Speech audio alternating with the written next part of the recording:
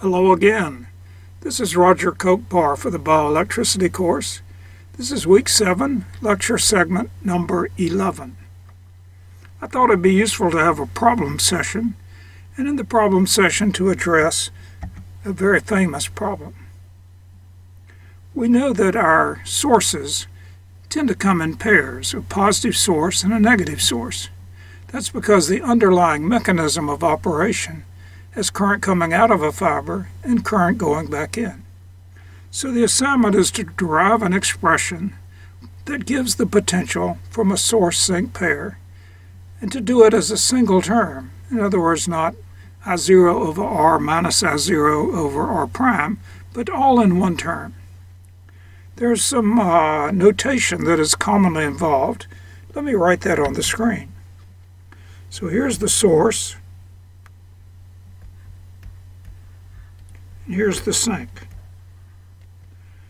Usually the distance between the two, let's call that delta x.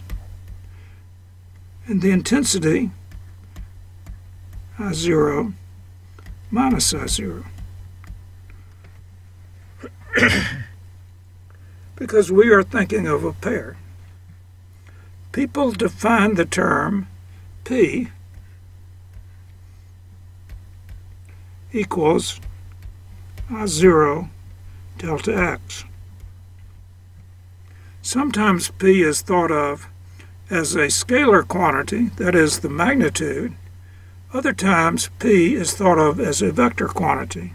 So it's P vector, and delta x is thought of as a vector on the other side. In relation to our dipole source-sink pair, we have to think in terms of a field point. So let me draw a field point up here. I'll call that F. And so one takes point F, our field point, and says, well, F is separated from our source-sink pair by this distance R.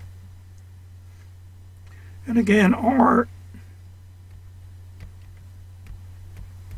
is the distance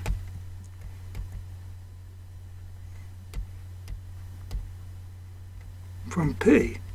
That is to say, the distance from the pair, the source-sink pair. Now you would ask, well, the distance is a little different between the plus and the minus. We know that from earlier work. Yes, indeed, that's certainly true.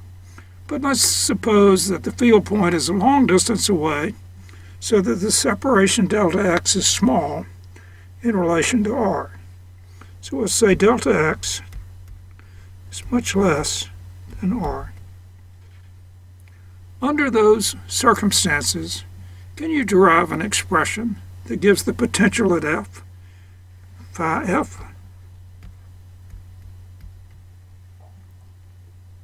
I can tell you that if it does, phi F has to depend on P, on R, possibly R is a vector, and on this angle in between the two.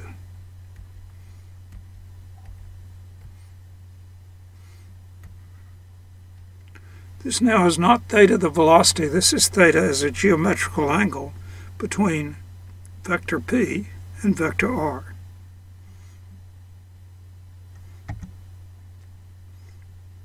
So here's some hints. First is to think of the source and sink as a vector P, as we were doing on the previous slide. The second is to think of the distance from the pair as another vector R, again as we drew it on the previous slide. The result is going to depend on the dot product, and that's the hint. The result, when you find it, will depend on the dot product P dot R. Or if you don't do derivations using vector algebra, you could say it'll depend on the magnitude of P times the magnitude of R times the cosine of the angle in between. But one of these two will have to show up in your final expression. The other thing that is fascinating about this result is what is in the denominator. So you're going to have a result. The result is going to say phi f equals, there's going to be something up here that involves all this stuff. It's going to go up in the numerator. And then what's going to be down here? Well, that is a good question, but somehow or other, what's up there has to involve the distance r, because you know the potential will grow smaller as you grow further and further away.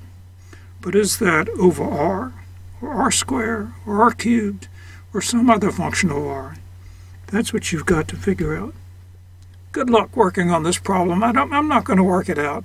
I think with these hints, you'll find it thought-provoking and not too difficult. Thank you for watching the problem session. We'll come back for the review in just a moment.